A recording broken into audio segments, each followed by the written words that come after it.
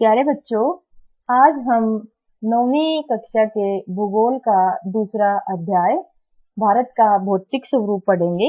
भौतिक स्वरूप में नदियां, मैदान, घाटियां, पर्वत इत्यादि के बारे में जानेंगे, लेकिन इससे पहले उनके निर्माण की प्रक्रिया को समझेंगे कि ये बने कैसे। इसके लिए हमें पृथ्वी की आंतरिक हलचलों को समझना होगा। पृथ्वी का आंतरिक केंद्र एक अति गर्म और पिघले पदार्थ से बना है, जिसे मैग्मा कहते हैं। यह मैग्मा गर्म होकर ऊपर उठता है और ऊपर उठकर धरती की ऊपरी सतह से टकराता है और धरती से टकराकर यह दो भागों में बंट जाता है और दोनों तरफ बहना शुरू कर देता है, जिससे महाद्वीपीय शैलों में दबाव उत्पन्न होता है और वे गतिशील हो जाते हैं। पहले पेंजिया नाम का एक ही महाद्वीप था। पेंजिया महाद्वीप दो भागों में विभाजित हो जाता है। उत्तरी भाग को लोरेंसिया और दक्षिणी भाग को गोंडवाना लैंड कहा गया और इनके विभाजन से बीच में महासागर का पानी भरा और खाड़ी का निर्माण हुआ, जिसे तैथित सागर कहा गया। इससे उत्तरी महाद्वीप लोरेंसिया से उत्तरी अमेरिका, यूरोप और एशिया बने, जबकि दूसरे गोंडवाना लैंड से दक्षिणी अमेरिका, अफ्रीका, भारत, अंटार्कटिका और ऑस्ट्रेलिया बने। पृथ्वी की गर्भ के निरंतर हलचलों के कारण प्लेट्स खिसकती रहती हैं और निरंतर धरती पर बदलाव होते रहते हैं। गोंडवाना लैंड से जब भारत एशिया की लद्दाख प्लेट से टकराता है तो हिमालय का निर्माण होता है। जब दो प्लेट्स का टकराव होता है तो भारी प्लेट नीचे की तरफ और हल्की प्लेट ऊपर उठ जाती है और इस तरह से हिमालय का निर्माण हुआ। जब ये प्लेट्स आपस में टकराई तो हिमालय का निर्माण हुआ और यह प्रक्रिया अभी भी जारी है।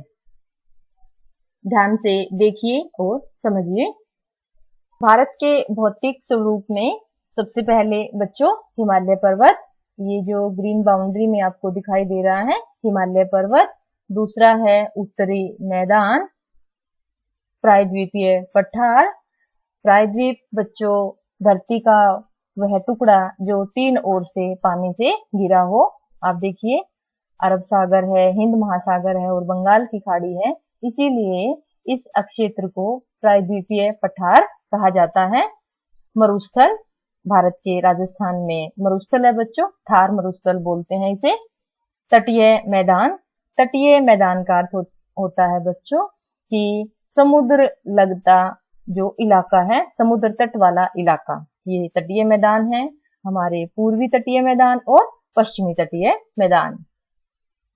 द्वीप समूह, द्वीप का अर्थ है बच्चों छोटा भूखंड जो चारों ओर से पानी से घिरा हो, तो ये लक्षद्वीप समूह है और ये अंडमान निकोबार द्वीप समूह है बच्चों और ये लक्षद्वीप समूह है। हिमालय पर्वत और उसकी श्रृंखलाएं। हिमालय भारत के उत्तर में स्थित है बच्चों और ये अर्धवर्ताकार रूप में है। ये देखिए अर्धवर्ताकार, लगभग आधा गोले जैसा है। हिमालय विश्व की सबसे ऊंची पर्वत श्रेणी है। सिंधु नदी से लेकर ब्रह्मपुत्र नदी तक हिमालय का भौगोलिक विस्तार है बच्चों। आप देखिए मैप पे, ये जो ब्लू लाइन दिखाई हुई है ये सिंधु नदी है और इधर से यह जो है यह ब्रह्मपुत्र नदी है। तो हिमालय जो है वो सिंधु नदी और ब्रह्मपुत्र नदी के नदियों के बीच में स्थित है। लंबाई लगभग 2400 किलोमीटर है बच्चों और यह जो पर्वत है हिमालय पर्वत, ये बहुत सी नदियों का उद्गम स्थल है। हिमालय पर्वत से नदियां निकलती हैं बच्चों।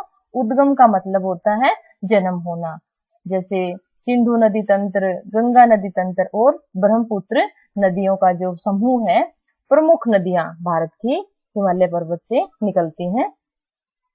हिमालय पर्वत और उसकी श्रृंखलाएं पढ़ते हैं बच्चों। विभाजन देखिए, उत्तर से दक्षिण, हिमाद्री, इसे महान या आंतरिक हिमालय कहते हैं। फिर हिमाचल, निम्न हिमालय या मध्य हिमालय, और अंत में दक्षिण में शिवालिक। आप मैप पे देखिए बच्चों, जो हरी लाइन है वो महान या आंतरिक हिमालय को दर्शा रही है, दूसरा निम्न और मध्य हिमालय है, और तीसरा है बच्चों शिवालिक हिमालय।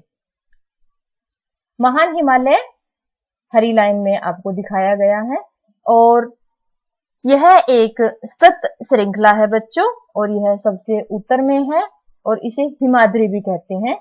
बहुत सी नदियों का उद्गम इसी श्रृंखला से होता है, और मुख्य जो पर्वत श्रेणियां हैं इस श्रृंखला की वो है सबसे पहले नंगा पर्वत, फिर K2, माउंट कैलाश और माउंट एवरेस्ट। ये मेरे से गलती से कैलाश ही लिखा गया बच्चों, ये माउंट एवरेस्ट है, और कंचनजंगा और नामचा बरुआ।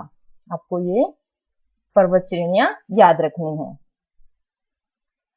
दूसरे नंबर पे दक्षिण में जो है, यानी महान हिमालय के दक्षिण में और हिमालय के बीच की जो पर्वत श्रेणी है उसे निम्न या मध्य हिमालय कहते हैं बच्चों। और यह जो हिमालय पर्वत श्रेणी है इसमें मुख्य रूप से पीर पंजाल पर्वत श्रृंखला जो सबसे लंबी है, उसके बाद धौलाधर और उसके बाद महाभारत, ये पर्वत श्रेणियों के नाम है बच्चों निम्न या मध्य हिमालय की। और अंत में जो सबसे दक्षिण में है वो है शिवालिक हिमालय, और शिवालिक हिमालय को निम्न हिमालय भी कहते हैं। और निम्न हिमालय और शिवालिक के बीच में जो स्थित लंबवत घाटी है उनको दून के नाम से जाना जाता है बच्चों। और कुछ प्रसिद्ध दून जैसे देहरादून, कोटली दून और पाटली दून यहीं स्थित है। उत्तर से दक्षिण हिमालय पढ़ने के बाद हम पश्चिम से पूर्व का हिमालय पढ़ेंगे। पश्चिम में बच्चों है पंजाब हिमालय और कुमायूं हिमालय, और पूर्व में है नेपाल हिमालय और असम हिमालय। सबसे पहले हम पंजाब हिमालय पढ़ेंगे बच्चों। हिमालय पर्वत श्रेणियों को अब हम पूर्व से पश्चिम की ओर पढ़ रहे हैं। तो पश्चिम में सिंधु नदी तंत्र और सतलुज नदी के बीच का जो अक्षेत्र है बच्चों उसे पंजाब हिमालय कहा जाता है। दूसरा, सतलुज नदी और काली नदी के बीच का अक्षेत्र कुमायूं हिमालय है बच्चों। और काली नदी और तिस्ता नदी के बीच का जो अक्षेत्र है बच्चों वो है नेपाल हिमालय। और तिस्ता नदी और दिहांग नदी, बच्चों ब्रह्मपुत्र नदी को ही अरुणाचल प्रदेश में दिहांग नदी बोलते हैं। तो तिस्ता और दिहांग नदियों के बीच का जो हिमालय है वो असम हिमालय कहलाता है। तो पश्चिम से पूर्व का हिमालय जो है उसका विभाजन नदियों के हिसाब से किया गया है बच्चों, और जो उत्तर से दक्षिण हिमालय का जो विभाजन हमने पढ़ा था वो पर्वत श्रेणियों की जो है श्रृंखलाओं के आधार पर किया गया है। कुछ महत्वपूर्ण जो शिखर हैं वो देखिए बच्चों आप। माउंट एवरेस्ट, इसकी ऊंचाई 8,848 है और यह संसार की सबसे ऊंची चोटी भी है। यह नेपाल में है। कंचनजुंगा भारत में है 8,598। मकालू नेपाल में है बच्चों 8,481 मीटर। धौलागिरी नेपाल में है बच्चों 8,172। नंगा पर्वत भारत में है 8,126। अन्नपूर्ण नेपाल में है बच्चों 8,078। नंदा देवी भारत में है बच्चों 7,817। कॉमेट भारत में है बच्चों 7,756। नामचा बरुआ भारत में है 7,756।